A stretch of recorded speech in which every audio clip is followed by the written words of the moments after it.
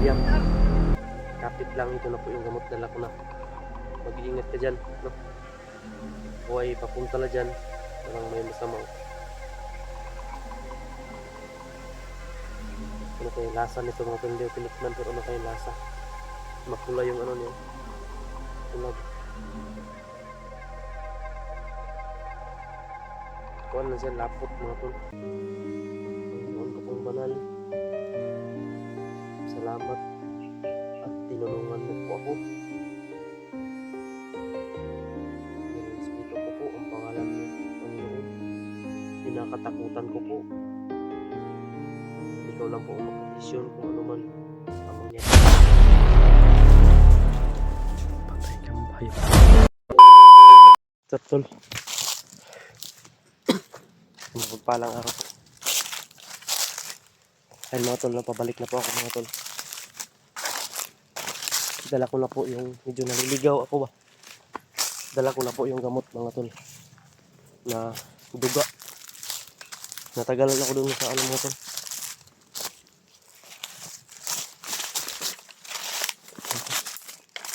Aray ko. Natagalan ako dun sa pinagkukunan ko ng gamot mga tol. Kasi sobrang daming nadaanan kong kalaban. So ngayon mga tol, hawak ko na po ang gamot para sa kaligtasan ni William.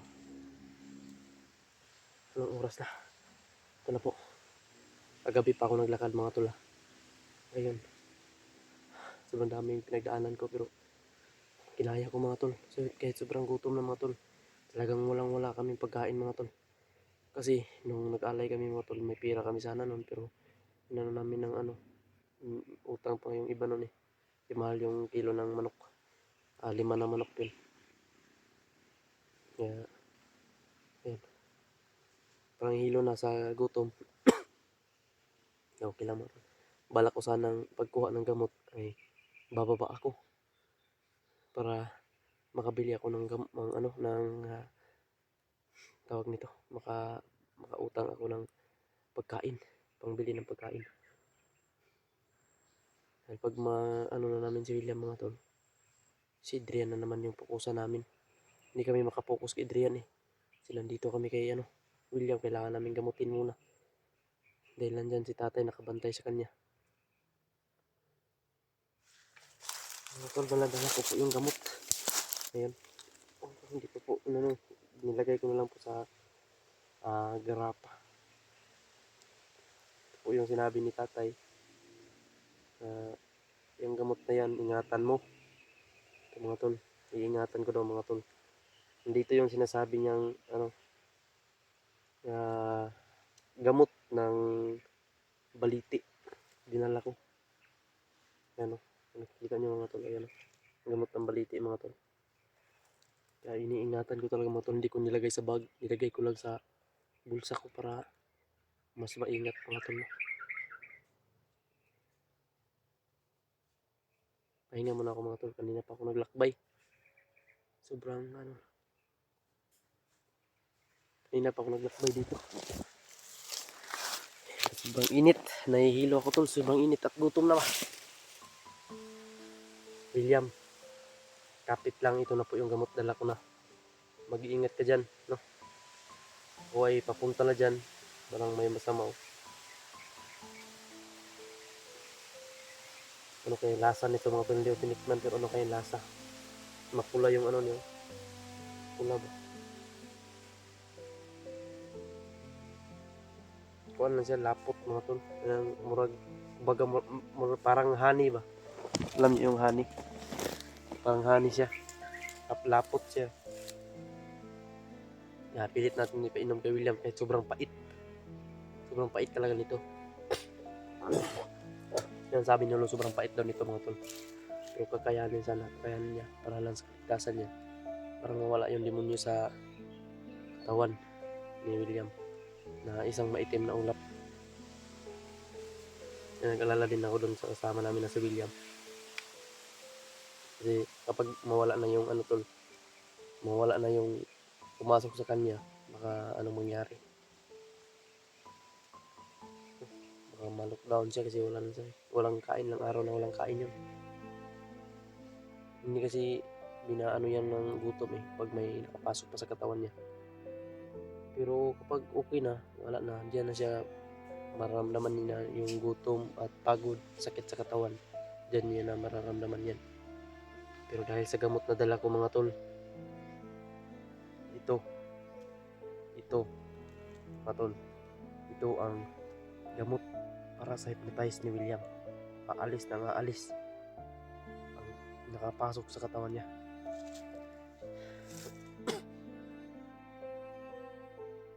Medyo natagalan lang talaga ako mga tol. Diba talaga, sobrang init. Yun po yung isa dito, sobrang init, nahihilo ako sa init. Pero okay lang mga tol, huwag kayong maglala.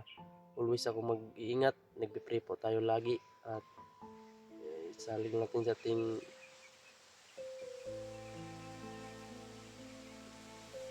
Panginoong banal.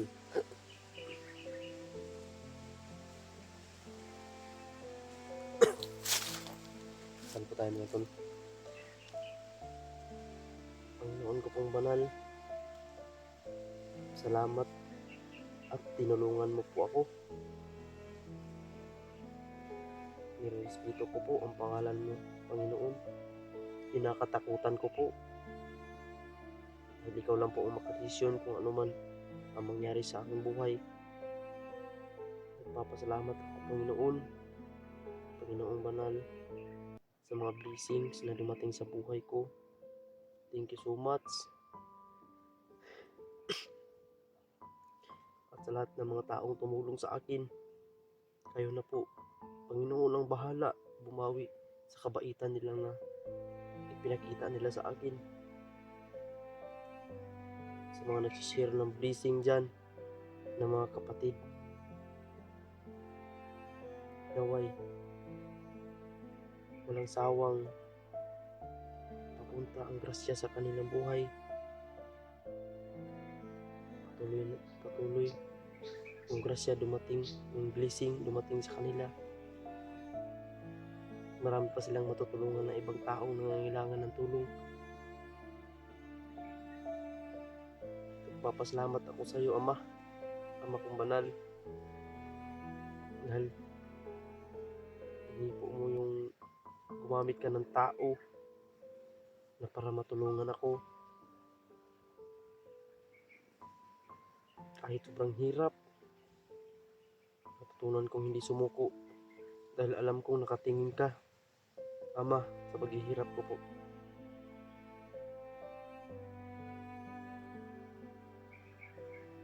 Mahal na mahal ko po kayo, Panginoon. Naway ingatan mo po ako kahit saan ako mapunta. Kaya lang po. Thank you so much, Ama. Panginoon banal, Panginoon. Kaya mga tol, nakadasal na tayo sa ligtasan. Paglaban natin to, walang mangyayari kung hindi tayo kikilos. Kaya kung gusto mo ng nilaga, kailangan magtiyaga. Kung gusto mo ng diwata, kailangan magtiyaga. Dahil mga tolo, nangiti lang tayo. Kahit ako lang po mag-isa nangiti din ako mga tol. Hindi tayo padala sa mga ganyang pagsubok na yan.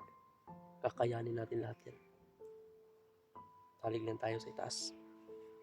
Yan ang number 1 na makakatulong sa atin. Mga tol, ito yung gamot. Iba yung amoy niya mga tol, parang tapang. Ang tapang ng amoy niya. Tapos iba kung inim nito ni William. Talagang mapait to mga tol.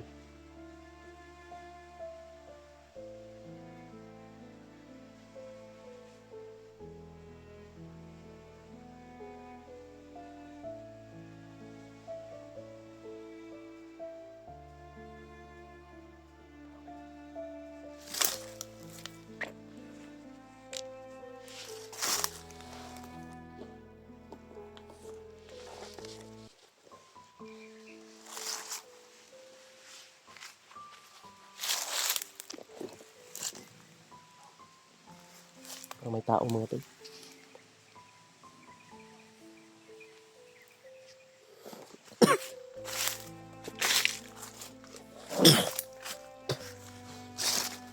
Diyos ko ninyo.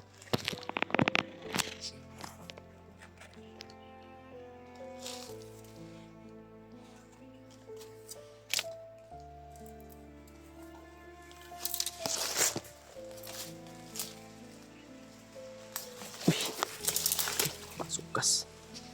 Walang kalaban dito mga tol.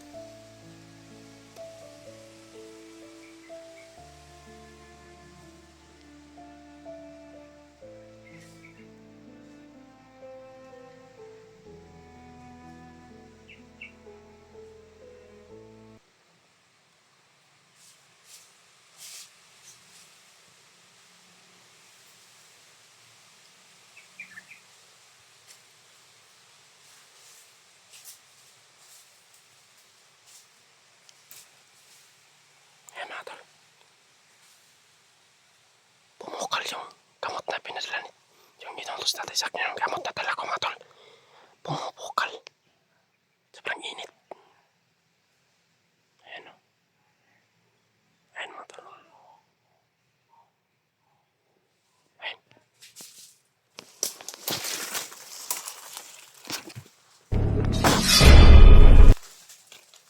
Patay kang hayop ka.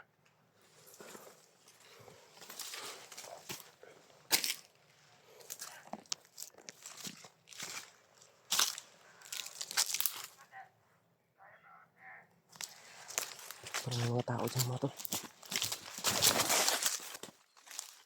Kailangan natin lumayo muna sa diskresya kasi dala ko yung gamot. Kung mayroon man ako makitang kalaban, kailangan ko iwasan. Para lang ang gamot ay maidala ko ng matiwasay, ng walang galos at walang sugat ang aking katawan.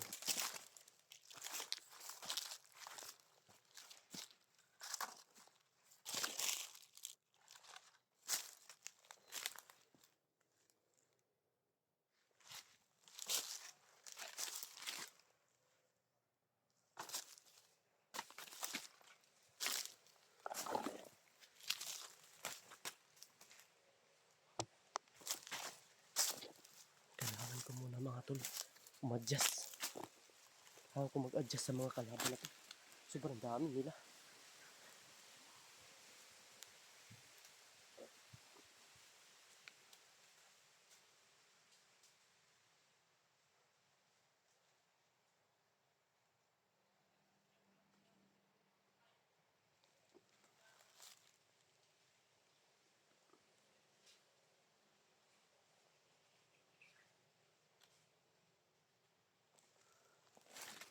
Ay anak ng titing to. Dito ka lang pala.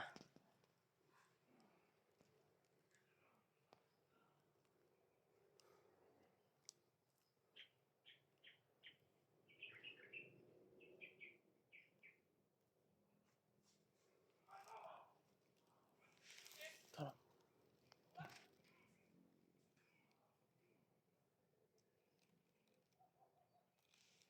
Mayroong tao doon mga tol. Kailangan natin.